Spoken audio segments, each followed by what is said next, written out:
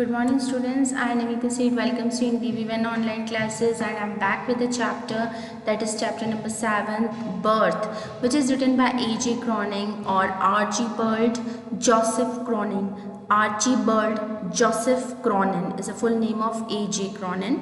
So actually A.J. Cronin is a Scottish physician and writer, and actually this story Birth, it is an excerpt from a full story that is Citadel से लिया हुआ एक छोटा सा part है और actually this extract it describes that how a young doctor revives a child that is born lifeless. तो एक छोटा सा बच्चा जो लाइफलेस बॉर्न होता है तो एक यंग डॉक्टर उसको कैसे बचाता है, कैसे रिवाइव करता है, उसके बारे में एक स्टोरी है। और ये स्टोरी जो है वो हमें एक अच्छा सा मॉरल देती है that is never say die, यानी आप कभी भी ये मत कहिए कि हम हार चुके हैं। So keep on going, keep on trying and surely you will get a success, certainly you will be successful. And the next basic theme that is we are going to get in this story is that a noble and selfless action never goes unrewarded. A noble and selfless action never goes unrewarded, यानी कोई भी आप ऐसा अच्छा काम करते हैं, किसी की भलाई काम करते हैं तो उसका आपको फल ज़रूर मिलेगा, अच्छा फल मिलेगा आपको, ठीक है। तो this is all about the theme. Now let's start the story कि किस तरह से एक्चुअली क्या होता है स्टोरी में।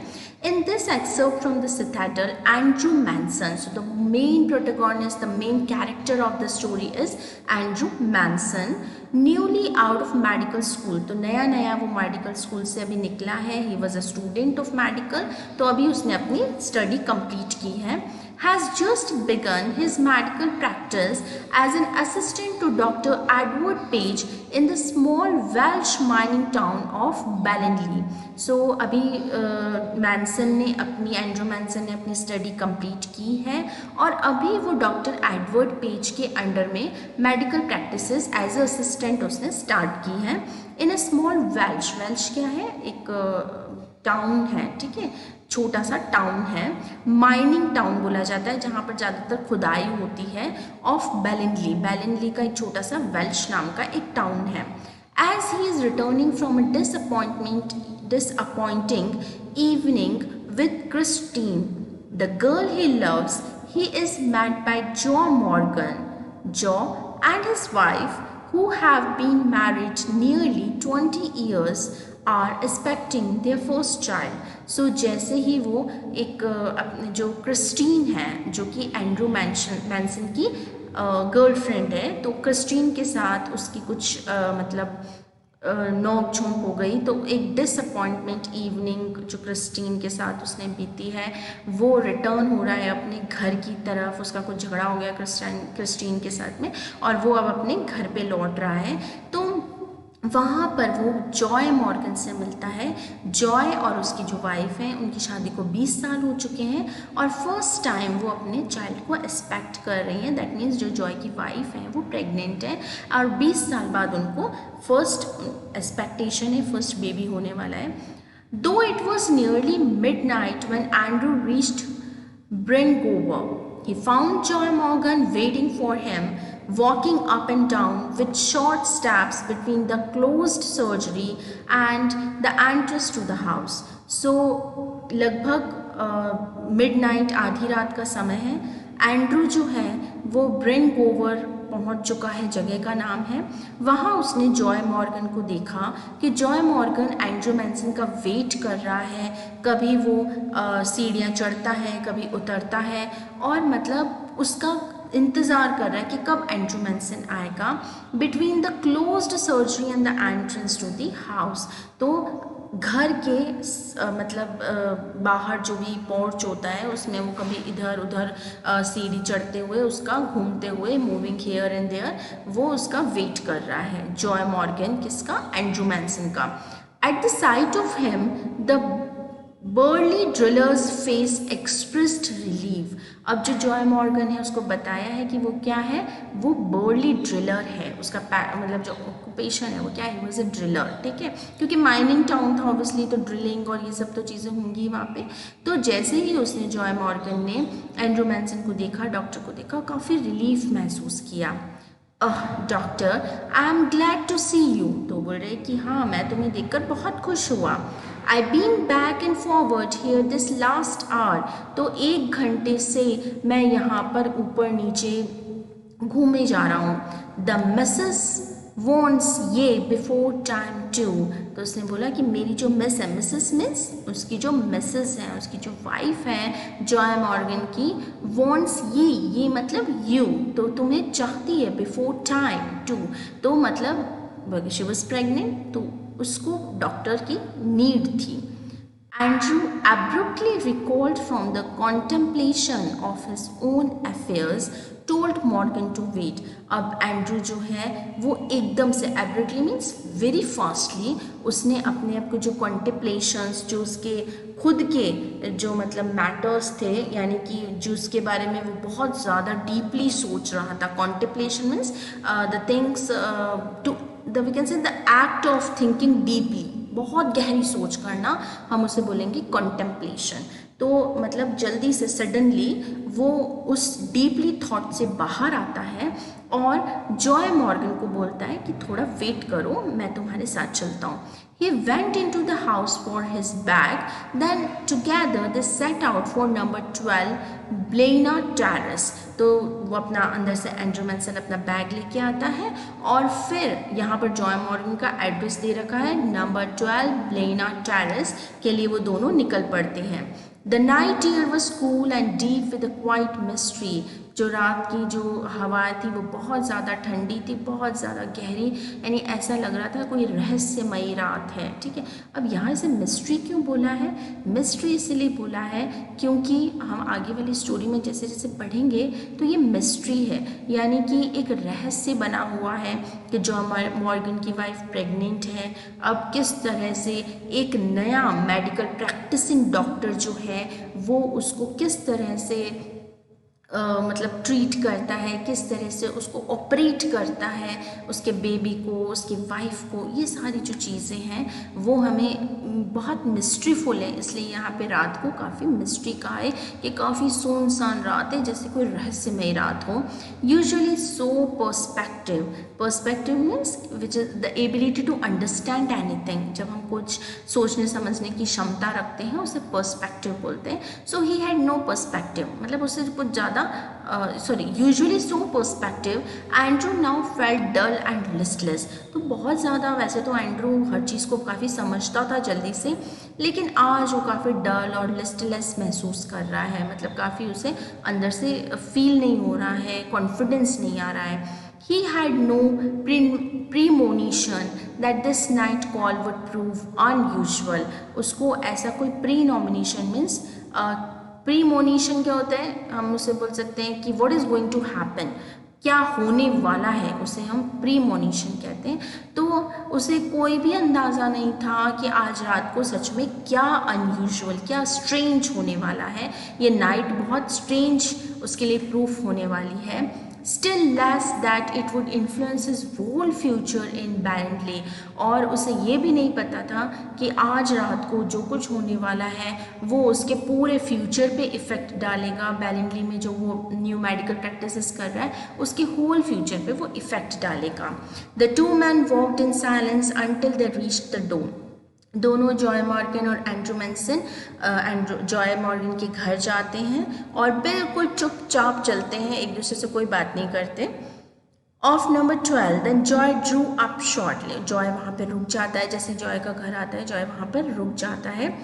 आई विल नॉट कम इन, और बोलते हैं मैं अंदर नहीं आऊँगा, he said, and his voice showed science of strain, strain मतलब स्ट्रेस, तो उसकी आवाज़ में काफ़ी स्ट्रेस था, उसे काफ़ी नर्वस हो रहा था, because he his wife was pregnant after 20 years and his baby baby was coming after 20 years, तो वो काफ़ी नर्वस था उस चीज़ को लेकर।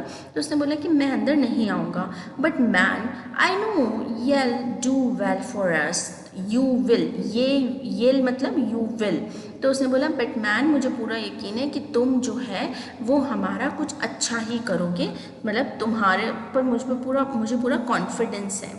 Inside, a narrow stair led up to a small bedroom, clean but poorly furnished and lit only by an oil lamp. So जैसे ही अब Andrew Manson अंदर की तरफ जाता है, बहुत पतली सी सिकड़ी सी स्टेयर मतलब सीढ़ियाँ हैं जो कि ऊपर छोटे से बेडरूम तक जाती हैं, जो काफ़ी साफ तो है लेकिन बहुत बुरी तरह पुअरली फर्निश्ड है। यानी कि जो अरेंजमेंट है वहाँ पे, जो फर्नीचर है वो काफ़ी मतलब अरेंज अच्छे से नहीं किया गया है, और वहाँ पर सिर्फ एक ऑयल लैम्प जल रहा है।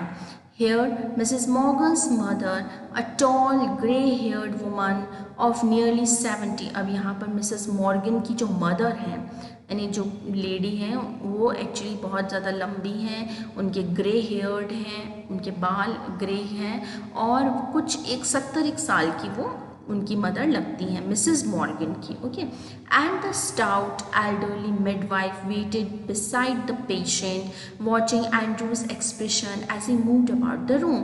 और वहाँ पर एक स्टाउट मतलब क्या है यहाँ पर, थोड़ी सी फैट, मतलब फैटी सी एक आधी अधेड़ उम्र की एक मिडवाइफ है। मिडवाइफ समझते हैं आप, जो कि हम कहते हैं ना ड्यूरिंग मतलब किसी पेशेंट को संभालने के लिए नर्स टाइप हम जैसे कह सकते हैं, दैट इज़ मिडवाइफ। तो वो वहाँ पर पेशेंट के मिसेस मॉर्गन के पास थी, और वो एंड्रू मैनसन के जो एक्सप्रेशन होते हैं जब वो रूम के अंदर एंटर हो रहे हैं तो वो सब वॉच कर रही थी।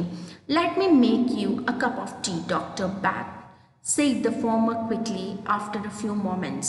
So उनकी जो मदर हैं उन्होंने बोला कि चलो मैं डॉक्टर आपके लिए एक अच्छी सी चाय बना देती हूँ, एक कप चाय बना देती हूँ।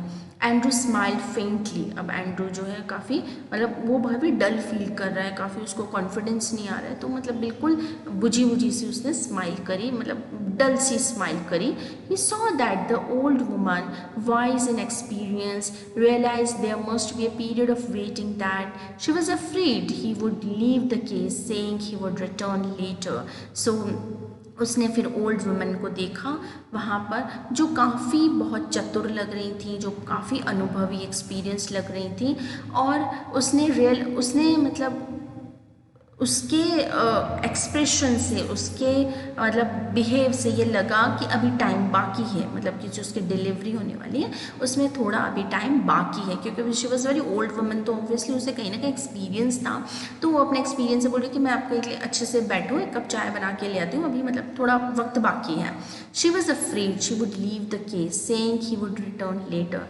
तो मतलब वो उसमें काफ़ी डर भी था, है ना, that he would leave the case, यानी कि उसे लगता था कि कहीं एंड्रू मैनसन चला ना जाए, है ना। सो उसने बोला कि मतलब वापस आने की बजाय, मतलब थोड़ा टाइम बाकी है तो कहीं एंड्रू मैनसन ये नहीं कहते कि ठीक है मैं घर जाता हूँ, जब ज़रूरत पड़े तब बुला लेना। तो उसने बोला कि उसको बिजी करने के लिए, वहीं रखने के लिए, कि मैं आपको एक चाय का कप बना देती हूँ जिससे कि एंड्रू मैनसन वहीं पर उसी घर में रहे। Don't freight mother, I will not run away. अब एंड्रू मैनसन समझ गया ये बात, तो उसने बोला कि नहीं आप प्लीज़ डरिए मत। फ्रेट मीन्स अफ्रेड, डरिए मत मदर आप, मैं कहीं भागने वाला नहीं हूँ, मैं यही हूँ। Down in the kitchen he drank the T which he gave him. तो वो दोनों अभी टाइम है तो नीचे चले गए किचन के वहाँ पर, और वहाँ पर जो है ओल्ड वुमन ने उसे चाय दी और एंड्रू मैनसन ने वो चाय पी रहा है। वो overwrought as he was, he knew he could not snatch even an hour's sleep if he went home. So उसने मतलब बहुत ज़्यादा सोच रहा है, बहुत ज़्यादा थक चुका है। overwrought में बहुत ज़्यादा टायर्ड है वो, और वो ये जानता है कि वो अगर अपने घर भी जाएगा तो 1 घंटे की भी वो सो नहीं पाएगा, क्योंकि इतना टाइम नहीं है कि डिलीवरी किसी भी टाइम हो सकती है। उस लेडी को, मिसेस मॉर्गन को, कभी भी एक डॉक्टर की ज़रूरत पड़ सकती है। तो उसने बोला कि 1 घंटा भी मैं अच्छे से नहीं सो पाऊँगा, इसलिए उसने डिसाइड किया कि यहीं बैठेगा वो। He knew too that the case here would demand all his attention. उसे पता था कि यहाँ जो केस है, जो मिसेस मॉर्गन है, उनका जो बेबी है, उसको फुल अटेंशन चाहिए, फुल डॉक्टर का सपोर्ट चाहिए। acquired lethargy of spirit. Queer मतलब क्या होता है? स्ट्रेंज. एंड लेथार्जी मीन्स अब क्या होता है? लेथार्जी मीन्स लेजीनेस, यानी बिल्कुल आलस. ठीक है. सो एक अजीब सा आलस था. Of spirit came upon him. बहुत उसमें आलस आ गया क्योंकि बहुत थका हुआ था, सुबह से रात, आधी रात होने आई थी. तो एक अजीब सी उसके अंदर जैसे कि कोई स्पिरिट आ गई हो लेजीनेस की, यानी आलस छा गया था उसके ऊपर. He decided to remain until everything was over. और उसने डिसाइड किया कि वो बिल्कुल नॉर्मल रहेगा जब तक कि सारा काम अच्छे से ख़त्म नहीं हो जाता. Okay, so will see the mystery in the next video. Till then, happy learning.